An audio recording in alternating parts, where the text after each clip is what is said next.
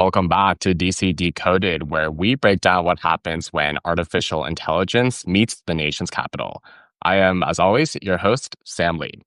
Last episode, we broke down the White House AI action plan with our friends at Trustable, and one of the takeaways was there wasn't that much on national security, especially when it comes to non-American AI models. So that's what we're going to focus on today. Last week, as I was scrolling through LinkedIn, as I do every day these days, I found a post that I found pretty funny where it said, quote, "I'm genuinely confused why the No DeepSeek on Government Devices Act has stalled in Congress over the past 6 months. It has immense bipartisan support, and dozens of other allied governments have passed similar legislation, like Canada, Australia, South Korea, Italy, etc.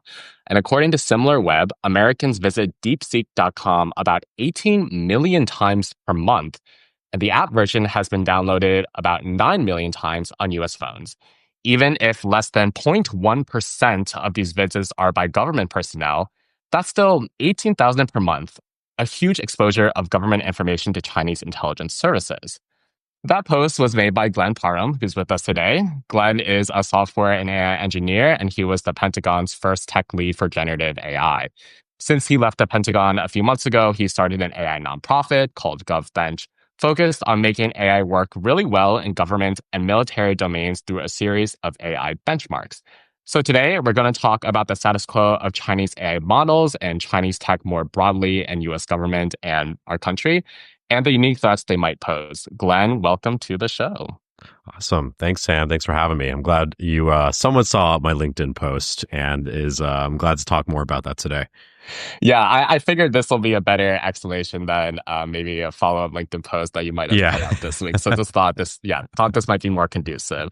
So for people who might not know, what is DeepSeek? If you could just explain that, that would be great. Yeah. So DeepSeek, we'll level set. Most people have heard of ChatGPT, right? If they're watching this podcast, they know OpenAI, they know the main AI players. I would say the vast majority of those AI companies are in America. They're headquartered in America. Most of their headquarters are here. DeepSeek is a company that was founded in China. It's funded partially, in part, by the Chinese government and a couple other entities, but it is physically located in China. And over the past few years, they've been doing a lot of great research over there across the different AI labs and our Chinese counterparts. But more recently, over the past year, this company, DeepSeek, released a AI model, a large language model, that kind of took the world by surprise because of how performant the model was. Kind of competed, was the first time a foreign model or a non-Western model performs so well and really competes against OpenAI and Google, et cetera. And so that happened back in, I think it was December or November of last year is when it was released. And, got a lot of media attention. There's actually a lot of volatile market activity because people are like, oh my God, is China, these Chinese companies, are they going to completely take over Western AI companies and so forth? I think the jury's still out on that. We'll see. But what was really shocking is these Chinese models, DeepSeek in particular, which is definitely by far the best, they've really proven to be extremely capable. And yeah, there are a lot of, we can get into this. There's a lot of concerns with how performant they are. So we can elaborate on that if you want. Yeah, well, I think one point that you brought up at the beginning, and Real Clear Defense has reported on this as well, is that DeepSeek's terms of service explicitly states that it stores user data on Chinese servers and that it governs that data under Chinese law, which means that any information being fed into these models makes cooperation with the country's intelligence agencies mandatory. So when you're bringing up the fact that government employees have been using DeepSeek, I think that beyond just the model's really good capabilities, and like you mentioned, jury's still out if it can continue to compete with Chat, Gemini, et cetera. What are the biggest risks with that data just being, I mean, it sounds a little obvious, but please lay it out for people. Like, what are those risks of the data being exposed to the Chinese government, pretty much? Yeah, that's exactly right. So, the U.S. government and federal, state, local government, I think at the last number I saw was it's about like 20 million people across federal, state, and local government. Federal government's like 5 million people, around that rough order of magnitude. And so you can imagine people, and I saw this firsthand when I was in the Pentagon. I was like, I bet people are using ChatGPT. I bet you. And so I literally audited the DoD's or the Pentagon's internet logs. And we could literally see people going to chatgpt.com and accessing that. We don't know what they're inputting and like what they're adding or inputting into these chatbots, but presumably it's like government information, it's documents. Hey, can you summarize this? Kind of like harmless tasks, right? It's like, oh, who cares? But when you input that instead into a non-Western or non-American company and you input it into DeepSeek, well, the Chinese government, to their credit, is actually very transparent. Literally codified in their laws, they say, uh, you know, that basically all companies, all technology companies in particular, have to comply with their intelligence agencies. All data is subject to basically exposure to them. And so the biggest concern that I've been worried about is, at the scale of 20 million government employees or even 5 million federal government employees in the United States, we know that at least a fraction of them are going to go to DeepSeek, right? I think it's 18 million visits a month from America. And so even if a small percentage of that is coming from American government employees, I mean, that's like a field day for Chinese intelligence agencies who would normally probably not get access to this information, but it is only because, people are using DeepSeek who are not very technically adept, who don't know the difference between ChatGPT and DeepSeek, that are, inadvertently, literally directly sending information to Chinese intelligence agencies. Right. And you referenced that Chinese law in an advisory written by Gov't. It mentions Mm-hmm. how under Article 7 of China's national intelligence law, any organization or citizen shall support, assist, and cooperate with national intelligence work. This creates a structural obligation for Chinese large language models providers to disclose or share data with Yep. PRC authorities. And then you continue when you say that government employees are almost certainly leaking sensitive data into these Chinese hosted LLMs on a Mm-hmm. daily basis. And then you mentioned that blocking access is the only way to stop this leakage immediately. So I think that leads to a natural question that especially people outside of the government might ask is, why hasn't this access been blocked yet? I've been talking to different folks about this and they all want to know why. And I wish there was some grand conspiracy or, I've had reporters be like, is there a conspiracy with coordinating with? I'm like, no, it's incompetence. It's just not understanding this new threat landscape, which is frustrating. But, you just really have to lean into educating people. I know that when I was in the Pentagon, a colleague of mine saw that the Pentagon had access to deepseek.com, like the building, and we went to go talk to the people who manage the networks.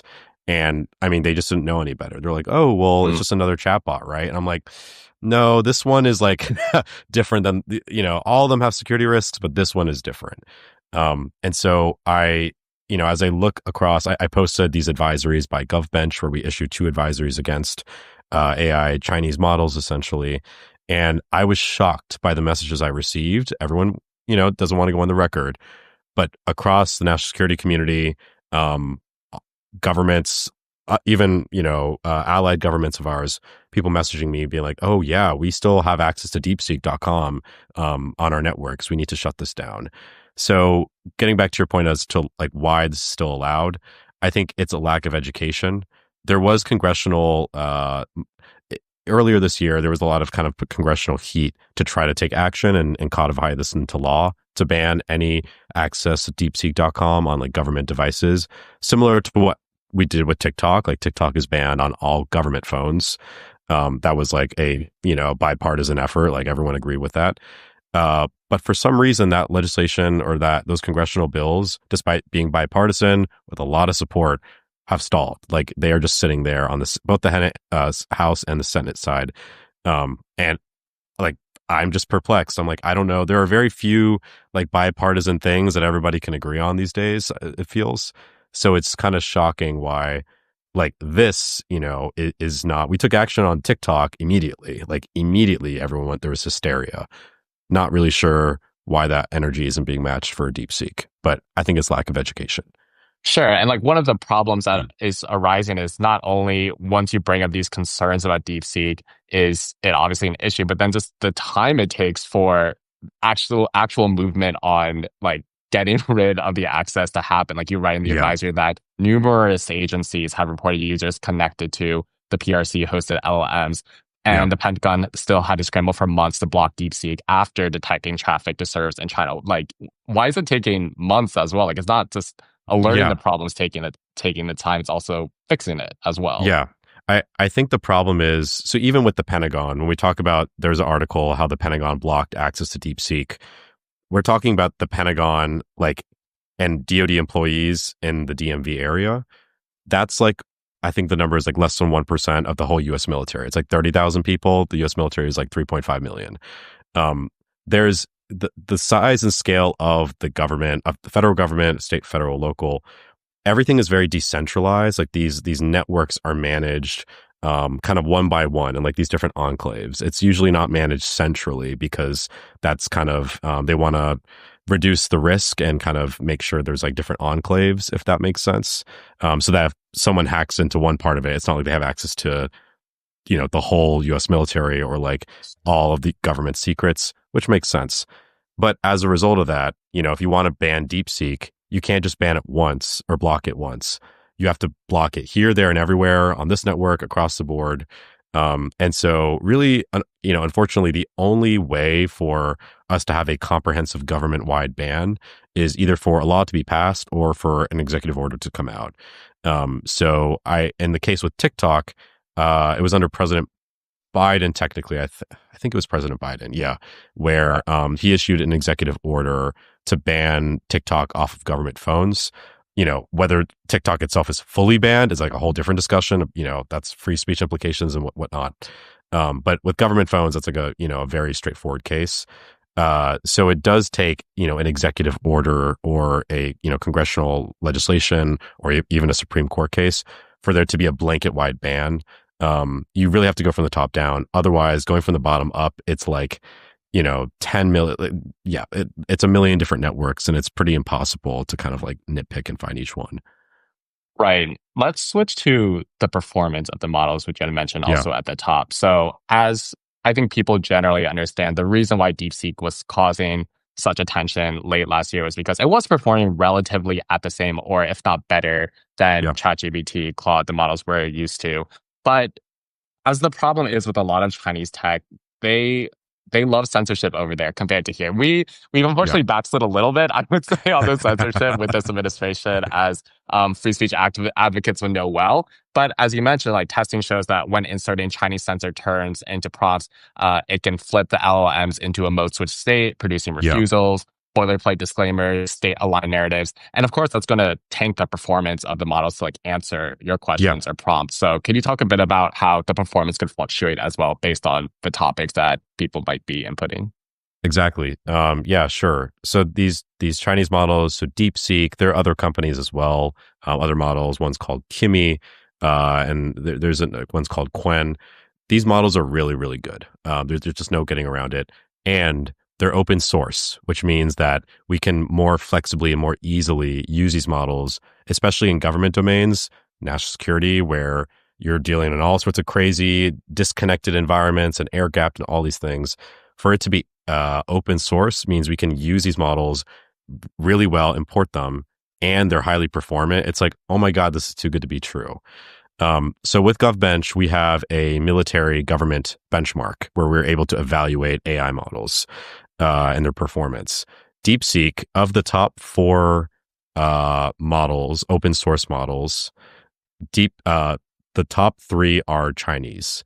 The number one that just took over recently was a model from OpenAI. They came out with an open weight model recently.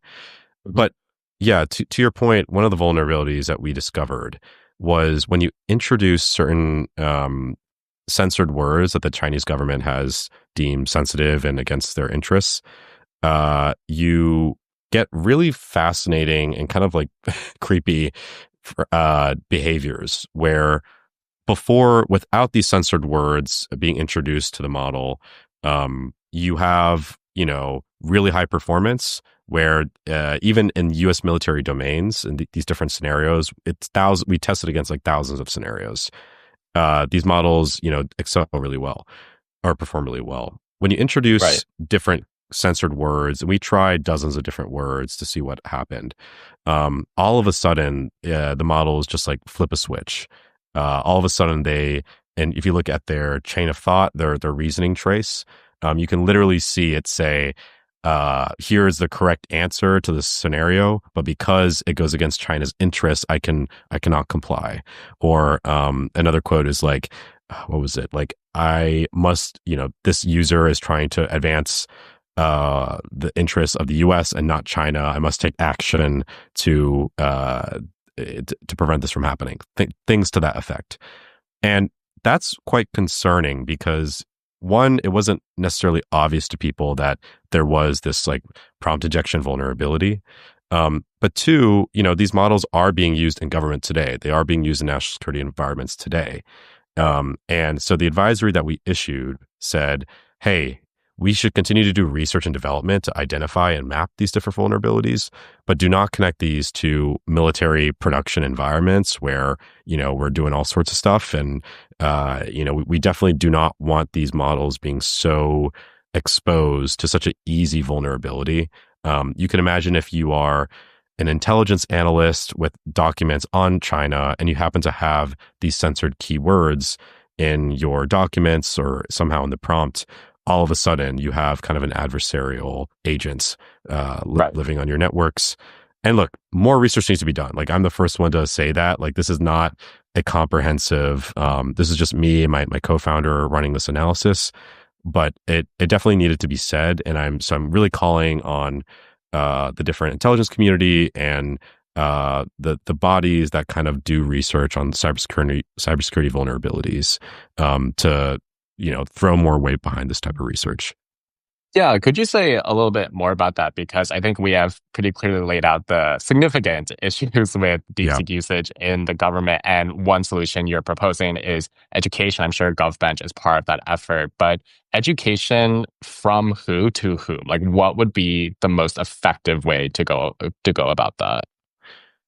That's a great question. I think there across like the U.S. government, there's a lot of pockets of excellence where a lot of folks are doing this like red teaming research or research about how these models perform. And I'm sure the research that we published and introducing censored key phrases, I'm sure that somewhere exists and has been funded somewhere in the government, whether it's national security or wherever. But it's not kind of being centralized and broadly disseminated. And that's been I saw this in the Pentagon where people come up with all sorts of great research and intelligence, but I'm like, frankly, it's useless if no one knows about it. Right. Sure. And so I think that there needs to be sort of breaking down barriers and making this information more readily available and accessible. Maybe it's just internal to government. Like, that's okay. It doesn't need to be made public. But there are different institutions who are attempting to do this. There's what is it? KC, the Center for AI. I think they just rebranded. I don't even know what they're called. But there are different AI institutes in government that are claiming that they're working on this, but they move too slow, frankly, and they don't really speak the language of national security. So in the interim, Gov't is kind of serving as a stopgap measure for us to do research on behalf of the national security community, the interests that they care about, the models that they're using, and kind of highlight these vulnerabilities. Let's move from the executive to the legislative now. So, U.S. Mhm. News and World Reports put out an article recently talking about how in February, a bipartisan duo in the U.S. House proposed legislation to ban the Chinese artificial intelligence app DeepSeek from federal devices, similar to the policy already in place for TikTok. And Mhm. this was bipartisan, as mentioned. Representatives from both sides introduced the No DeepSeek on Government Devices Act. Yeah. And the reasoning was citing the Chinese government's ability to use the app for surveillance and misinformation as reasons to keep it away from federal networks. So, as you had mentioned in your post, like, this act was eons ago. It feels like this was Mhm. February Yeah, 2025, like and 6 so many months. things. Yeah, at least 6 months. Yeah, Yeah. And within like AI speak could be like 3 years. Like Yeah, it's really just not the exactly. same level as other developments. Yeah. And in the advisory, you mentioned how the delay is due to ongoing investigations by the Commerce Department and intelligence agencies. Mhm. So could you elaborate a bit on that? Like, why is it still being delayed? Is it because of that, or other reasons that could be mentioned as well? I, I'm speculating here. I don't have any Yeah, inside knowledge with this in please. particular. But I think it kind of just lost especially in DC circles, it is no longer the story of the day. And so as a result, people kind of moved on and forgot about it. And now they're trying to look and care about whatever the next thing is. Um, but unfortunately for us, like, if we look at the usage of DeepSeek, we can literally point to the numbers, and I don't have internal government numbers. Um, but I can say that like we can see how many millions of people or tens of millions of people in America are going to DeepSeek, almost every single day. And I know in the Pentagon, I saw people using DeepSeek and we shut that down. But, there definitely is, I think, a sense that this problem has been solved. I actually thought this problem was solved. Like I thought DeepSeek was largely shut down everywhere up until a few weeks ago when I started talking to different people, at different departments and so forth in U.S. government Yeah. and state government too. By the way, some different states, and they all told me that DeepSeek was available. And I think like earlier this year there was a congressional action.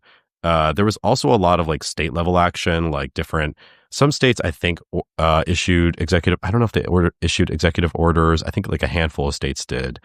But again, it's just kind of been like you need to have at a very high level legislation or some sort of order just because of how government networks are so decentralized. That's going to be a catch-all, right? And be like, okay, this executive order, this policy ban applies to any and all government networks. Otherwise, going from the bottom up is just like you're never going to catch everything. Right. And you had mentioned this difference between the sentiment around banning TikTok on government devices and Yeah. DeepSeek. And for those who don't know, I mean, I don't even know how I would describe TikTok. Like, sure, it's like a short form video platform, but it's just, Yeah. I think it's become bigger than that for Yeah. better and for worse. But we're going to assume that people understand what TikTok is because we could go down that rabbit hole for a long time. But why is that sentiment so differently? Because sure, like you can argue TikTok is one thing and DeepSeek is Yeah. another thing, but it's still just these massive like information gathering services that are not directly in the interest of like the US at the end of the Yeah. day. Not always like a malicious non-interest, but Yeah. still we just don't know. So why is that sentiment so different as evidenced by how long this has stalled for DeepSeek? Yeah, I've been thinking about that a lot because, in my opinion, I think that DeepSeek poses a greater threat because with TikTok, I mean, I could be wrong, but I don't think government officials, even if they were using it once upon a time, a couple of years ago, I don't think they were inputting government information into it. Like, I Sure. could be wrong, but like, I don't think they were, filming videos about government information. But with DeepSeek, I mean, like, it's quite likely that if they're using DeepSeek on government networks, I imagine that they're inputting government information or documents or asking you to summarize or come up with a strategy. It's all about like how these tools are being used. I think TikTok just has a greater scale to it. It's a greater household name. And so the attention it sucks up is greater. And so probably there was more of a push to ban it just because everyone knows about it. DeepSeek, I think, is something that is probably a little bit wonkier. Like maybe you only know about it if you follow the AI space or you think it's not as big of an issue. Or the issue I ran into with some cybersecurity professionals were they were concerned with like where DeepSeek was run essentially, but not really concerned with the different information that was being input into DeepSeek, which that is more what I'm concerned with is like people uploading documents.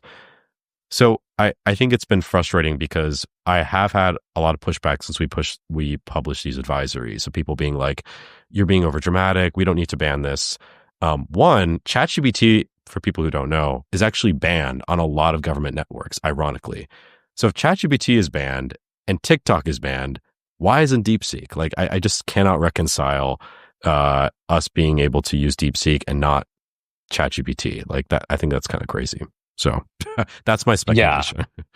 no, very fair. And let's briefly talk about those alternative AI solutions because ideally, if the government is using AI services, it would be American based and we would Yeah, have better understanding of where that information might be going. So Defense News reported that the Pentagon announced in July that it had chosen Google, XAI, Anthropic, and OpenAI to help the US military expand its use of advanced artificial intelligence capabilities. yeah, Each company received a contract worth up to $200 million. The firms will help the Defense Department develop agentic AI workflows for national security missions. And these types of contracts are kind of popping up all over the government yeah. as well, not just the Defense Department. But just generally speaking, how have you viewed this government integration of not just one, but several different American AI models? Yeah. What's happening? Why is that happening? Yeah, I would say so when ChatGPT first came out back in was it November 2022? I think yeah, Yeah, November yeah, 2022. And early on I was at the Pentagon, and so as I mentioned earlier, we could see people going to chatgpt.com. Like we knew people were right, accessing it. I was of the opinion that we should not ban access to it because at the time there was no alternative. There was no government accredited or authorized version of the website or of an AI chatbot. One and two, I wanted people to kind of get familiar and experiment with ChatGPT. It's an American company. Are there security vulnerabilities? Absolutely. And we actually passed a policy that says do not input any sensitive government information. So risks there for sure. But that was our mentality at the time. Now, over the past 2 years, though, we've seen like a whole ecosystem of these different like government authorized chatbots emerge. Some of them are from OpenAI themselves. They have ChatGPT Government, which is kind of their government accredited version of ChatGPT. Google Gemini has a government version of their chatbot. Trying to think who else. Anthropic is attempting to do the same. There are a number of different like government hosted or government acquired chatbots that have right, received these like different authorizations that the government requires. One's called like FedRAMP. On the national security world, they operate a little bit differently, but they essentially have the authorization for people to use. So I'm pretty happy about that. I think, my mentality is what happens when you don't make AI chatbots available to your workforce. And I talk to a lot of CIOs at the state and federal local levels. What happens is people go and end up using different chatbots that could be potentially nefarious, i.e. sure. DeepSeek. And so that's the argument that I use for people to like get their organization access to a chatbot now. Because one person put it to me this the other day where by CIOs not giving their workforce access to chatbots, they're shifting the risk from the CIOs to their employees, where now their employees have to go figure out a chatbot that might be secure, might be hosted in China, might be hosted in Russia, literally. And that can kind of create a whole like world of problems. But I think over the next year or two, we're going to see a much more diverse ecosystem of AI chatbots that are like readily available to government employees. Do you think that's just going to become the norm, like depending on, I guess, which part of the government you are, what department or what just Yeah. segment of it? Clearly showing that I've not said that much time in government. I just know the No. behemoth of different agencies. But is that going to be the norm, or do you think eventually the U.S. government, can coalesce around one and just minimize the risks, maybe, but also just by choosing one, maybe you're missing out on better models down the line. Yeah. Like, where do we see that? Do we feel like it's going to diverge more or eventually coalesce around one? That's actually a great question. Because there's over the past, I would say 2 years, there's emerged a lot of, they call them like AI wrappers or GPT wrappers. Basically these companies that just are they're just API middleman between the model and they're just a front end for government customers. And there's kind of an argument that now that Anthropic and Google and ChatGPT are themselves selling directly to the government, we may just see kind of a convergence of government employees wanting to use a model or like a platform directly ChatGPT or directly Google because they don't want to have to go and get something that's like inferior from some sort of like secondary salesman. So I actually do think that is likely. And what's been fascinating is over the past couple of weeks, OpenAI, Google, and Anthropic announced that they were going to sell their chatbots or their respective platforms to the government for $1 for a year, for almost like unlimited usage. And, because they want to sell directly to the government. They don't want to have a middleman. There's some critiques of that. People think that's going to lead to what people refer to as vendor lock-in, where they charge you for $1, everyone starts using it, and then a year later they charge $10 million. And they're like, well, we already have all your data, so you're going to have to pay the extra fee. So I think that's going to be a concern. But I would agree with the idea that most government employees and entities are going to want to use the direct ChatGPT or the direct Anthropic models without having to go around and use like some sort of like secondary vendor. Let's close out by talking about what potential resolutions look like. So, do you feel like, despite all the stalling that's going on in the House right now, and also recently where it's reported that on the Senate side, there's also a group of Senate Republican senators who are trying to get more action for the Commerce Department to evaluate some of the security vulnerabilities for DeepSeek. So there's still action happening. Like for everything we're saying about stalling, of course, like things are in motion. Are you hopeful that eventually it can get to a point where these acts pass, but more importantly, DeepSeek is banned kind of en masse in the government? Or do you feel like you're going to have to settle for, you and allies settle for less than that? I think the thing that we can probably get across the finish line quickly or relatively quickly is like the DeepSeek.com, like the hosted DeepSeek ban. That is a one memo away. That is one executive order away from the Secretary of Defense, or the President of the United States. And I think if we raise alarm enough, like we can pretty easily get that congressionally banned. I would think. As to the other point you brought up, which is sort of the government investing more in testing and evaluating these models and DeepSeek models, I'm personally more cynical in that regard. There are great people who work at these institutions, and I know them, but they often aren't able to move quickly, or the research that they publish and conduct is not really broadly disseminated. And so I think while I would love to see more work done on the T&E side, the test and evaluation side of these models, I do think that's why I'm working through GovBench, because I was on the inside and I know that, how bogged down government can be. I think they're largely going to have to defer and rely on private entities like ourselves, who are still nonprofits. Like, we're operating in the public's interest. I don't think that government, unfortunately, is going to be able to keep up with the pace. That's what it's about. It's not like it's because things are moving so quickly. A new DeepSeek model actually just dropped last week. And as a result of that, it's like we can't afford to wait, 5 years. We need to kind of take action today. So I think, we can get DeepSeek.com ban hopefully across the finish line. I don't know. Maybe I'll just keep, complaining about this forever. The T&E stuff, I think the private sector and private institutions kind of need to step up.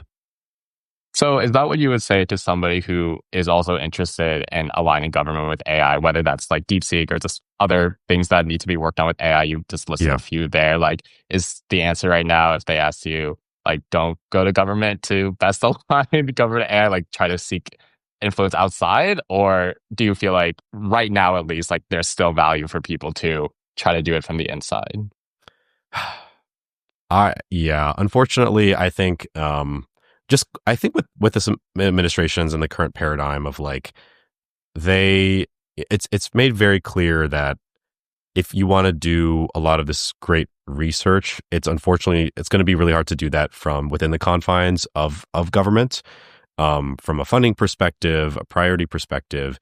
And so I think to people, because people are very interested in this idea of making AI work better for government, like aligning AI to government, I don't think people are going to be able to do that at a quick enough pace from inside government. Unfortunately, I I tried doing that, and it's as a government employee, you're just not able to do like I can barely get like a cup of water. Like it is so you cannot even. I have this funny story of like I had a OpenAI bill for some work that we did of 73 cents, and I think we spent collectively like 50 man hours trying to get that bill paid, and it ended up not getting paid, so I just paid for it myself. Which they were like, that's illegal, whatever. I'm like, all right, bro, like come come after me for footing this government bill of 73 cents.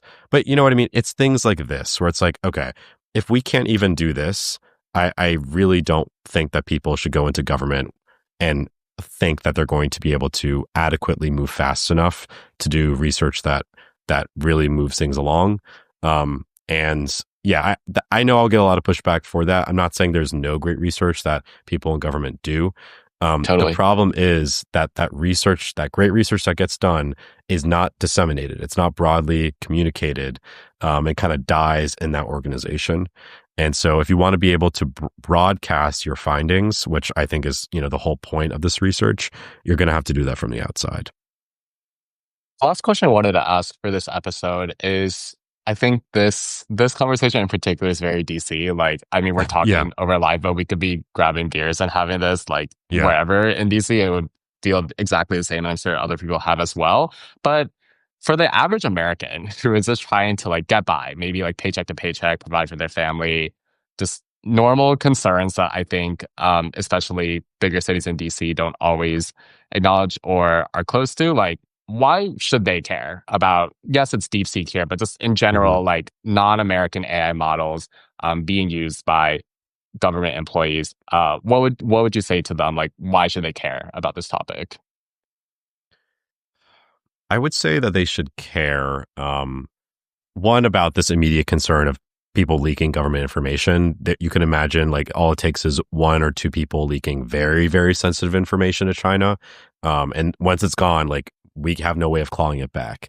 So from just a national security perspective, there's that concern. Of course, people trying to put food on the table, they're not going to really care about that. But I would say kind of the longer term concern is, as it could very well happen tomorrow, who knows, that these Chinese models surpass all Western models, that they're much better than OpenAI models and Western models. Sure. Do you want to live in a world where you and your interfaces with something like ChatGPT or whatever other chatbot are, trying to abide by the Chinese government's values and whatever they deem as in vogue for for that day and out of vogue the next? I think Western models are also incredibly imperfect. No one's discounting that. But at least they are subject to, our jurisdiction. If something bad happens, we can take action. If there's some catastrophe, we have measures of accountability. When we rely on models that are outside of that purview and kind of operate in a completely different kind of social values and, morals and so forth, that I think is going to dramatically change our relationship to these AI models. And as these become more and more performant and entrench more and more forms of our lives, people want to use the best model, right? And, I think I get why people would not care about, about this kind of wonky issue that we're talking about. But I do really think it is a race. And I want to make sure that Western models on both the closed source and also the open source models are objectively the best. So we don't even have to worry about, using Chinese models in the first place. Right. I hope so too. I'd be agreeing with that. That was Glenn Parham, the Pentagon's first tech lead for generative AI. Since leaving the Pentagon, he started a nonprofit, Gov't, and he has his own podcast. He's the host of Model Citizen, which you did not send over in your bio, but I will. Oh, I will sorry. I should plug that too. And of course, there's a DC Decoded breaking down what happens when artificial intelligence meets the nation's capital. You can find us on Substack. If you're listening there, please consider recommending us, enjoying our growing esteemed list of AI Substacks that recommend us as well. We appreciate that. If you're listening listening to us on Apple Podcasts or Spotify, please leave a rating or review. It helps us attract new listeners. And whenever there's an update from Gov't, Glenn, you are welcome back, and we should continue the conversation then. But until then, thank you so much for coming on DC Decoded. Yeah, thanks for having me. I hope that there are no new advisories I have to issue. Hopefully, we'll pass the bill and then I can shut up and you'll never hear from me again. But until then, I won't be quiet. Yes, thanks for having me. All right. Take care, everyone. Bye. All right. Peace.